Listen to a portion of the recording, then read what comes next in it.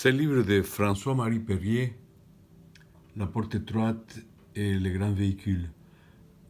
François, voilà un petit résumé sur cette première livre, parce qu'il y a un deuxième qui vient d'être publié en Italie. Mhm. Oui, alors c'est un livre qui démontre par les routes commerciales, par l'iconographie, par les rituels, par l'étymologie, par l'archéologie,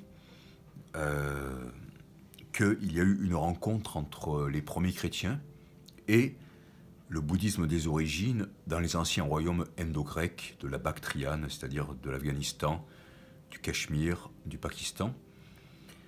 Et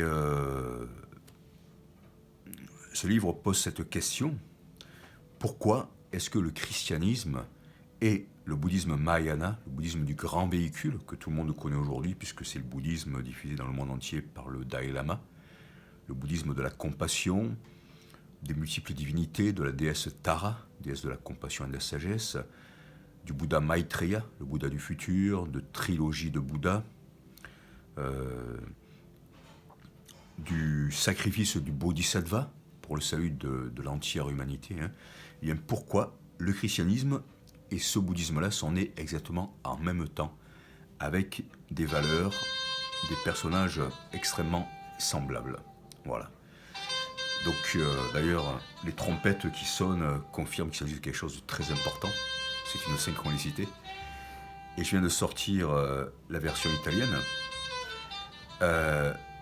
augmentée de pas mal de choses, entre autres des études, aussi sur la musique, où je démontre qu'il y a des liens entre la musique orthodoxe, lissonne, des chants orthodoxes, les très beaux chants orthodoxes, comme Sœur Marie Kérousse par exemple, et les chants tibétains.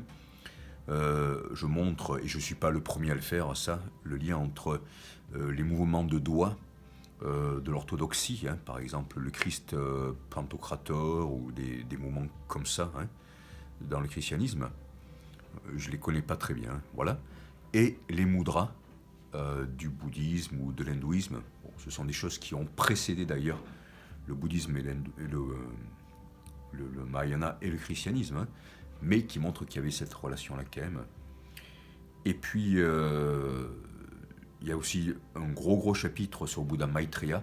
Et puis, je me penche aussi sur le manichéisme, la fameuse religion de Mani, empreinte de gnose, de christianisme, de bouddhisme, qui avait déjà réalisé une synthèse entre zoroastrisme, bouddhisme et christianisme, et qui montre que quelque chose s'est bien passé à cette époque-là. Oui. Pourquoi on ne connaît pas toutes ces choses-là? Pourquoi les médias n'en parlent pas beaucoup? Alors, c'est quand même assez importante. C'est une très bonne question, et en fait, aujourd'hui, avec la crise sanitaire, en fait, ça révèle exactement les mêmes choses, c'est-à-dire que les savoirs qui libèrent sont maintenus couverts par ceux qui ne veulent pas que l'humanité reconstitue sa propre histoire. Le savoir doit être retenu par ceux qui manipulent les hommes. Concrètement, on a voulu utiliser le bouddhisme pour combattre le catholicisme. C'est-à-dire que les ennemis historiques du catholicisme, à savoir, bon là c'est des sujets qui ne sont pas tellement politiquement corrects, mais le catholicisme a pu être extrêmement injuste et violent à une période de sa vie, il ne faut pas le masquer, et donc c'est créer des ennemis. Et au XXe siècle, le bouddhisme a été utilisé par la laïcité et par les ennemis historiques du christianisme pour combattre le catholicisme, en disant voilà, le bouddhisme c'est une religion athée, compatible avec l'homme blanc occidental évolué, etc., rationnel. Bon. Et on a intérêt à diviser. D'un côté, il y a ce jugement que portent beaucoup de chrétiens contre le bouddhisme, en disant c'est une philosophie athée, donc qui amène à la damnation ou à l'illusion.